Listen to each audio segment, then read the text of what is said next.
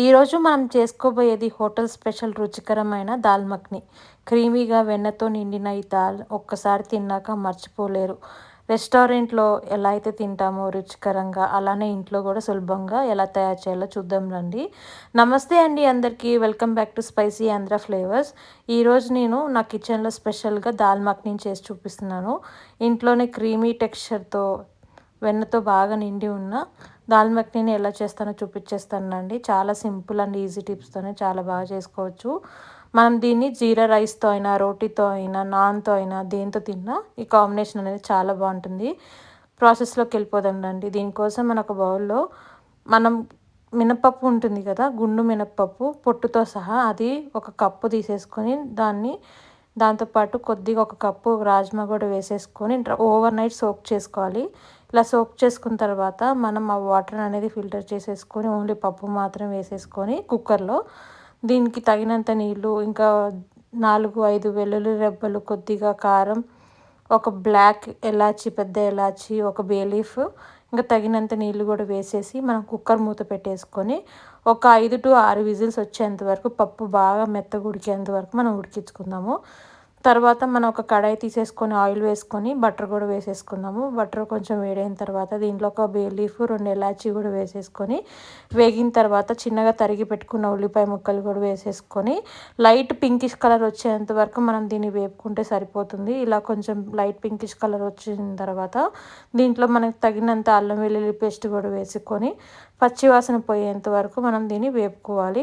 పచ్చివాసన పోయిన తర్వాత దీంట్లో మనం తగినంత పసుపు, కారం, ఉప్పు, ధనియాల పొడి, జీలకర్ర పొడి కూడా వేసేసుకొని మొత్తం ఒకసారి కలుపుకొని ఫ్రై చేసుకోవాలి.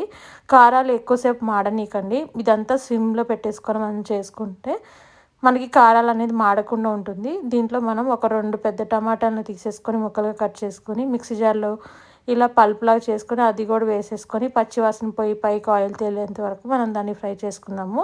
ఈ లోపల మనం ఆల్రెడీ కుక్కర్లో ఉడికించుకున్న పప్పును కూడా ఓపెన్ చేసేసుకొని ఈ ఆయిల్ కొంచెం పైకి తేలిన తర్వాత టమాటాలో పచ్చివాసన పోయిన తర్వాత మనం ఆల్రెడీ ఉడికించుకొని పక్కన పెట్టుకున్న పప్పును కూడా దీంట్లో వేసేసి మొత్తం ఒకసారి కలుపుకొని ఇలా ఆయిల్ బాగా పైకి తేలేంత వరకు మనం దీన్ని ఫ్రై చేసుకుంటే మనకి దాల్కి అనేది ఆ మసాలాలు, కారాలు అన్నీ బాగా పట్టి టేస్ట్ అనేది బాగుంటుంది. ఇలా బాగా ఆయిల్ పైకి తేలిన తర్వాత దీంట్లో తగినంత కొత్తిమీర, ఇంకొద్దిగా బటర్ పీస్ కూడా వేసేసి కొద్దిగా ఫ్రెష్ క్రీమ్ కూడా వేస్తే క్రీమీ టెక్స్చర్తో మనకి దాల్ మఖనీ అనేది చాలా బాగుంటుంది. ఇలా కొద్దిగా మొత్తం కొత్తిమీర అవన్నీ వేసేసుకొని మొత్తం ఒకసారి కలుపుకున్న తర్వాత ఈ కన్సిస్టెన్సీ వచ్చిన తర్వాత నేను చూపించిన విధంగా ఆఫ్ చేసుకుంటే మనకి దాల్ మఖనీ అనేది రెడీ అయిపోతుంది.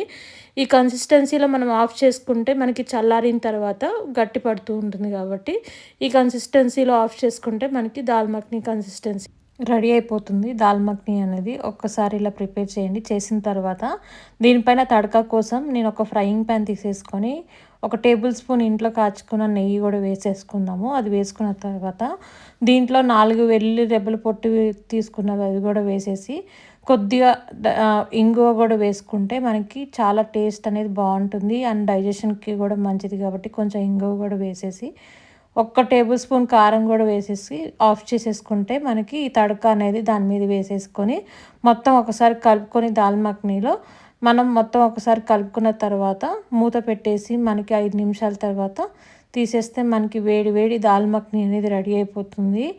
క్రీమీ టెక్స్చర్తో చాలా బాగుంటుంది. ఒక్కసారి ఈ విధంగా ట్రై చేయండి.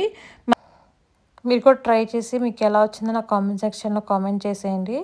ఇది మనం రోటీతో అయినా, చపాతీతో అయినా, లేకపోతే నాన్తో అయినా, జీరా రైస్తో అయినా, నార్మల్ మనం ఇంట్లో చేసుకునే బగారా రైస్తో ఎంత తినా బాగుంటుంది. నచ్చితే లైక్, షేర్ అండ్ సబ్స్క్రైబ్ చేసుకోండి.